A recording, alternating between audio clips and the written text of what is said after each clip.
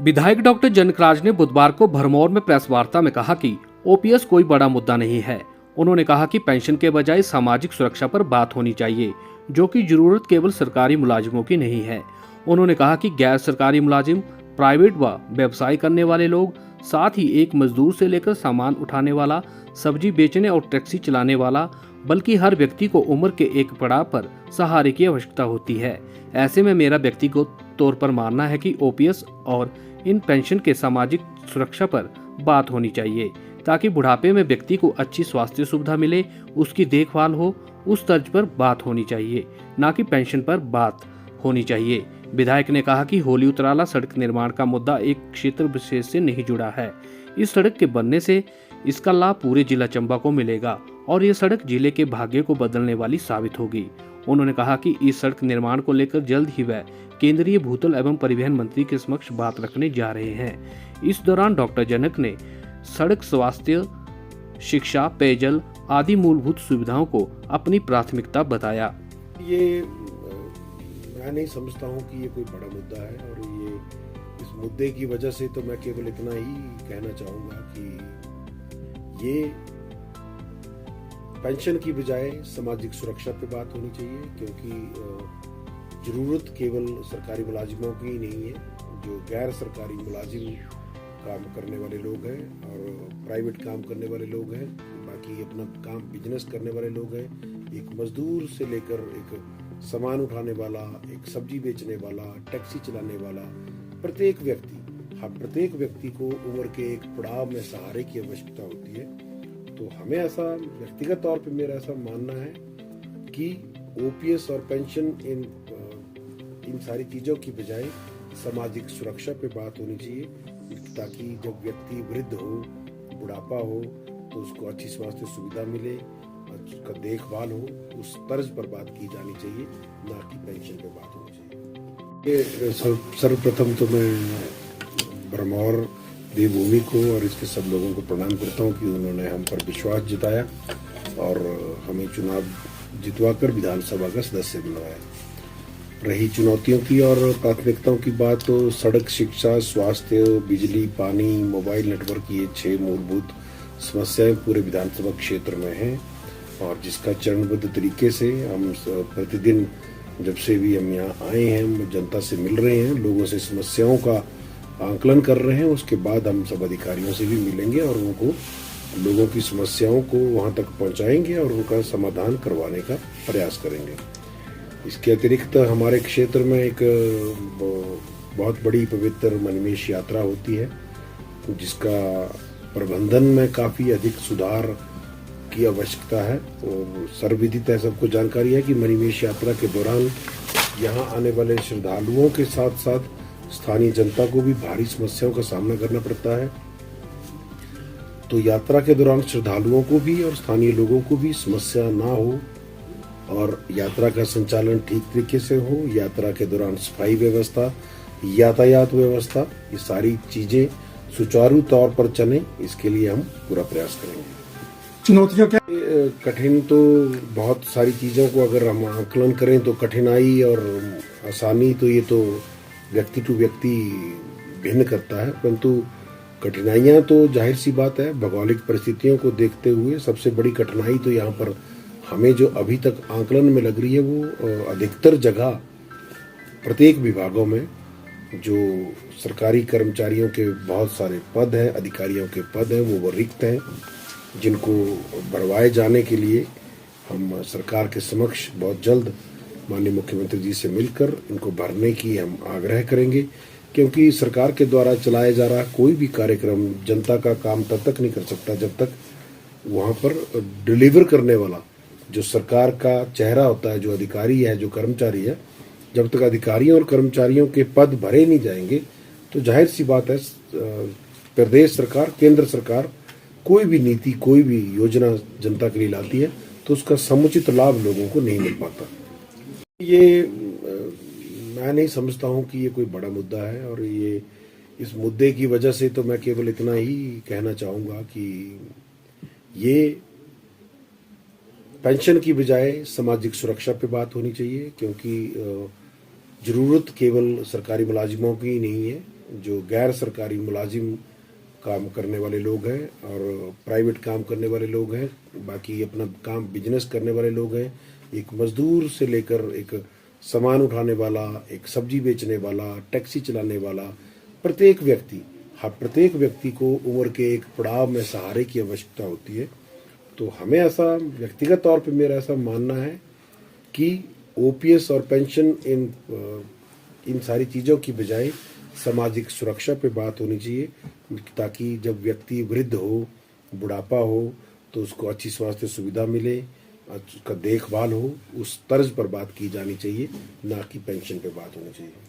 इसमें तो अधिकतर समस्याएं हम ये देख रहे हैं कि जो भी काम किए गए थे, चाहे वो सिंचाई के लिए योजना कोई बनाई गई ही या पेयजल के लिए कोई योजना बनाई गई, वो योजना तो बन गई, उसका काम तो हो गया, परंतु लोगों को पानी नहीं मिल पाया, लोगों के खेतों में पानी नहीं पहुंच पाया। तो इस तरह की योजनाओं के क्रियान्वयन को लेकर बहुत सारी शिकायतें लोगों की हमारे पास पहुंची हैं। तो इन सारी शिकायतों का आकलन करने के बाद हम जो उप मुख्यमंत्री हैं प्रदेश सरकार के और जो जल शक्ति विभाग को भी देख रहे हैं, उनके समक्ष हम इस बात को रखेंगे और जरूर इसमें कोशिश करेंगे कि लोगों की इस तरह की समस्याएं, क्योंकि देखिए पीने का पानी लोगों को मिलना ये अति आवश्यक है और आज़ादी के इतने वर्षों के बाद भी अगर लोग पीने के पानी के लिए संघर्ष करें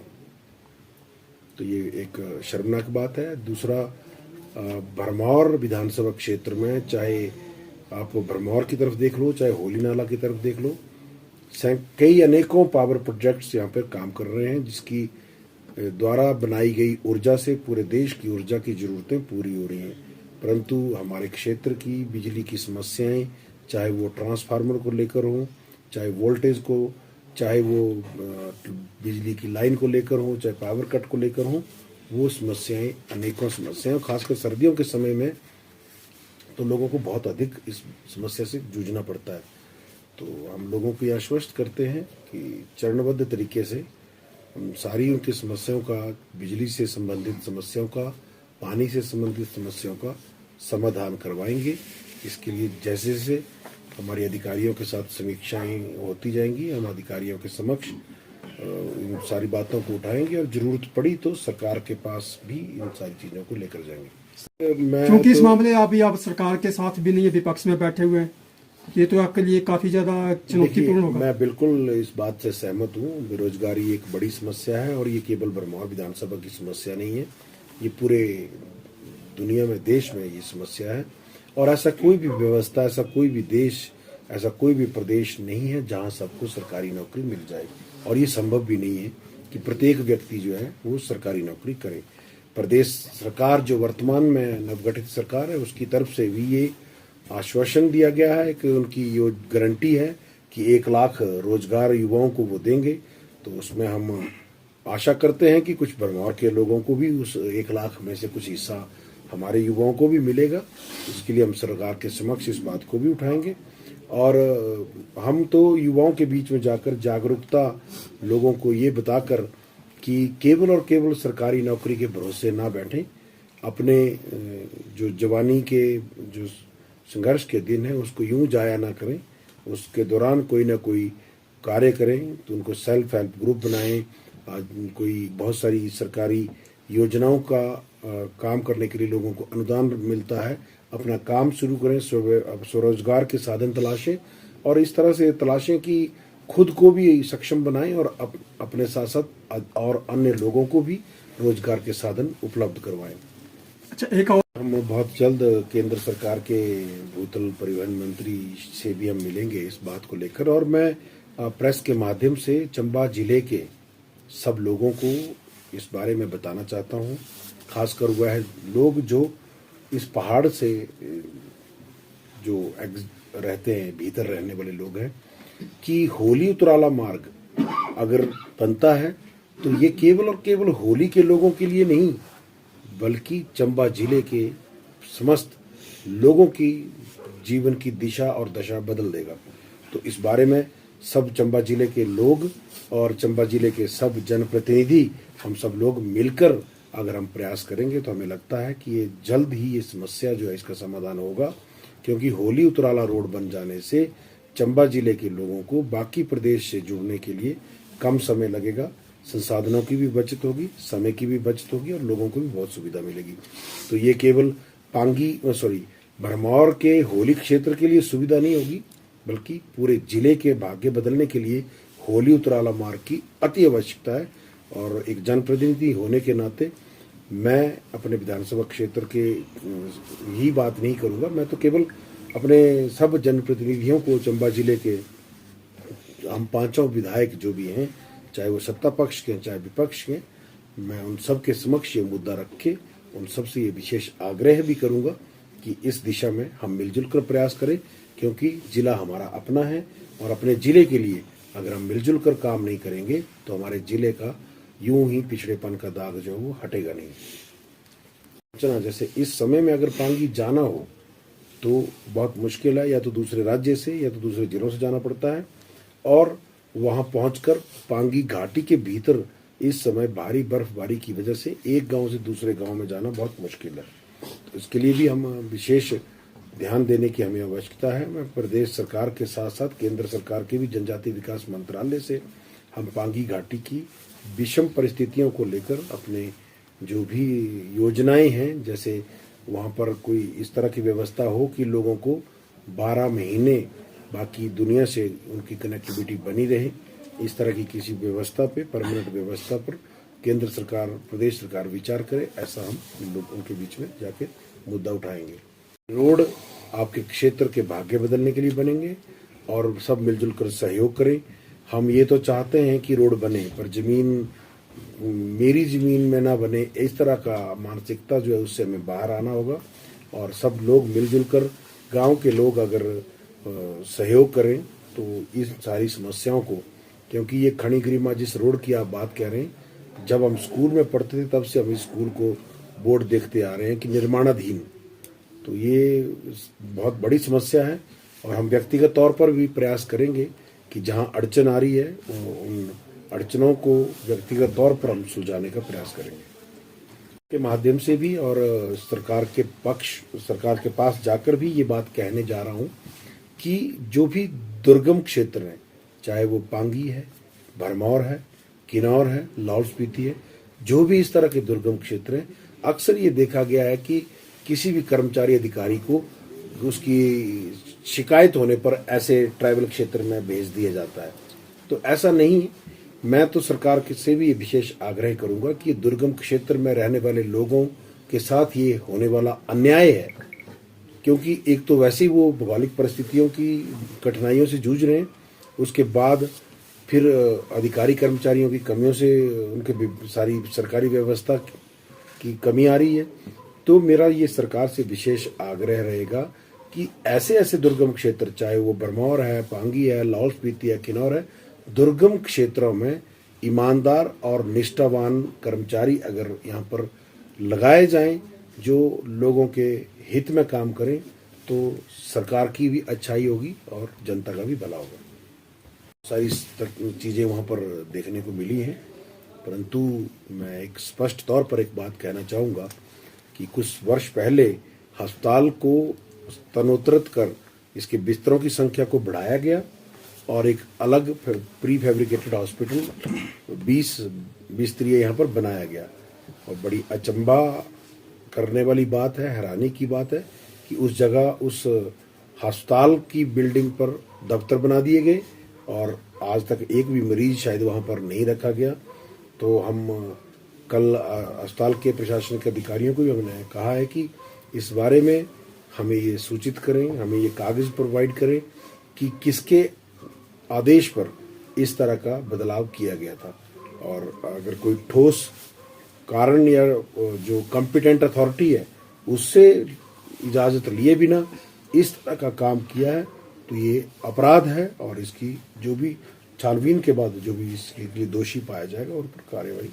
की हम अनुशंसा करेंगे। और सारे, मैंने जैसे पहले भी कहा है कि मणिमहेश यात्रा के दौरान सफाई व्यवस्था, यातायात व्यवस्था, इस तरह की समस्याएं जो लोगों को आती हैं उसका समाधान हो। एक छोटा सा मैं आपके समक्ष एक विषय रखना चाहूंगा। देखिए, मणिमहेश यात्रा एक बार नहीं होगी। ये पूरे भरमौर के लोग जानते हैं कि मणिमहेश यात्रा प्रतिवर्ष होती है और हर बार होनी है, ये सबको विदित है। तो इस यात्रा के जो भी प्रबंध किए जाते हैं, वो मेरा ऐसा मानना है कि वो अस्थायी न होकर स्थायी प्रबंध होने चाहिए। चाहे जैसे टॉयलेट ही हैं, तो मोबाइल टॉयलेट्स के ढेर जगह जगह लगा दिए जाते हैं। आज भी आप हड़सर जाएं तो वहाँ मोबाइल टॉयलेट के ढेर लगे हैं, जो किसी समय में खरीद लिए गए और वो जहाँ वांछित स्थान थे वहाँ पर लगाए नहीं गए। तो इस तरह के जो प्रबंध, जो इंतजाम किए जाते हैं, उसके ठोस इंतजाम किए जाएं, स्थायी प्रबंध किए जाएं, क्योंकि यात्रा तो प्रतिवर्ष होनी है, तो प्रतिवर्ष लोगों ने आना है। तो और जो अधिकृत यात्रा सरकार के द्वारा वो जन्माष्टमी से राधाष्टमी तक जो होती है, जैसा पिछले कुछ वर्षों से देखा गया कि यात्रियों के आने का सिलसिला जो है वो मई के महीने से ही लगभग शुरू हो जाता है। तो मई के महीने से ही भरमौर के व्यवस्था पर यात्रियों का दबाव और इसका बढ़ने लग पड़ता है। तो समय रहते प्रशासन इस पर काम करे और जो भी व्यवस्थाएं मणिमहेश यात्रा के लिए आवश्यक हैं, चाहे वो टॉयलेट की व्यवस्था है, पीने के पानी की व्यवस्था है, सफाई की व्यवस्था है, यातायात की व्यवस्था है, इसके मूलभूत और स्थायी प्रबंध किए जाएं तो ज्यादा बेहतर रहेगा। रात या पहाड़ों को काट के मैदान नहीं बनाए जा सकते। तो जहां जहां भी चिन्हित एरिया हैं, हम तो इसमें स्थानीय लोगों से भी सहयोग मांगते हैं कि जिन जिन लोगों की भी स्थानीय लोगों की जमीनें सड़क के साथ हैं, वो भी अपने जमीनों को उस दौरान पार्किंग के लिए अगर प्रशासन के साथ टाई अप करके मुहैया करवाते हैं तो उनकी भी उस दौरान आय होगी और लोगों को भी सुविधा मिलेगी। तो सब लोगों से भी हमारा आग्रह रहेगा, क्योंकि मणिमहेश यात्रा केवल विधायक की या भरमौर प्रशासन की ही जिम्मेदारी नहीं है। मणिमहेश यात्रा अच्छे से चले, सुचारू रूप से चले, इसके लिए हम सब भरमौर वासियों को मिलजुल कर काम करना होगा, क्योंकि ये हमारे भरमौर की सूरत को प्रदर्शित करने वाली यात्रा है। पूरे प्रदेश में, पूरे देश में, पूरे अंतर्राष्ट्रीय स्तर पर भरमौर की व्यवस्था का आकलन उस दौरान होता है। तो हमारे भरमौर का नाम उज्जवल करने में हम सब लोग मिलकर सहयोग करें, भरमौर की व्यवस्था को सुधारने में हम सब लोग मिलकर सहयोग करें, तो हमें लगता है कि हम इस अपने लक्ष्य में जरूर सफल होंगे। सर, केंद्र सरकार शुरू है, जहाँ तक हमारी सूचना है, उसके लिए रोड की वो औपचारिकताएं और जगह को चिन्हित करने की औपचारिकताएं वो पूरी कर ली गई हैं। तो अब बहुत जल्द हम उन एकलव्य स्कूल के अधिकारियों से भी और पीडब्ल्यूडी के अधिकारियों से भी इस बारे में सारी जानकारी प्राप्त करेंगे और जो भी अड़चन उस रास्ते में आ रही है उसको दूर करके उसका काम जल्दी से जल्दी शुरू करवाएंगे। अधिकारियों को बुलाया है और जो विधायक के प्राथमिकता की हमारी बैठक है, ये उसमें हम ये तय करेंगे कि क्या क्या प्राथमिकता के आधार पर हमने काम करने हैं। हमारे पास बहुत सारी रिक्वायरमेंट लोगों की ओर से आ रही है कि हमारे ये रोड की कमी है, हमारे यहाँ पीने के पानी की समस्या है, हमारे यहाँ ये समस्या है। तो उन सारी समस्याओं को देखते हुए तो हमारा केवल इतना कर मैं आपको बताना चाहूँगा कि अधिक से अधिक लोगों को लाभ मिले, ऐसा काम हम लोग करने जा रहे हैं। और जैसे पीने के पानी की शॉर्टेज है, रोड की कमी है, तो वो सारी चीज़ें हम आंकलन करने के बाद, अधिकारियों के साथ बैठक करने के बाद, जो भी विधायक प्राथमिकता की बैठक में निर्णय होगा उसमें हम 2 रोड और 2 सिंचाई की योजनाओं लगभग इस तरह का पूरा काम करवाएंगे। और वहाँ दौरा करके आए हैं, हमने वहाँ के अधिकारियों से भी और जिला के अधिकारियों से भी इस बारे में, भरमौर के प्रशासनिक अधिकारियों से भी चर्चा की और उन्हें कहा है कि इसका भू सर्वेक्षण जल्दी, भू वैज्ञानिक सर्वेक्षण करवाया जाए और इस बारे में भू वैज्ञानिक सर्वेक्षण की रिपोर्ट आने के बाद ही आगामी निर्णय लिया जाएगा कि इन लोगों को यहाँ से विस्थापित करना है या नहीं करना है। और मैं केवल इतना कहूँगा कि ये प्रोजेक्ट्स, पावर प्रोजेक्ट्स भरमौर के लोगों की जान की और भरमौर की जमीन की नुकसान की कीमत पर पावर प्रोजेक्ट्स यहाँ पर चलें, ऐसा कदापि हम होने नहीं देंगे।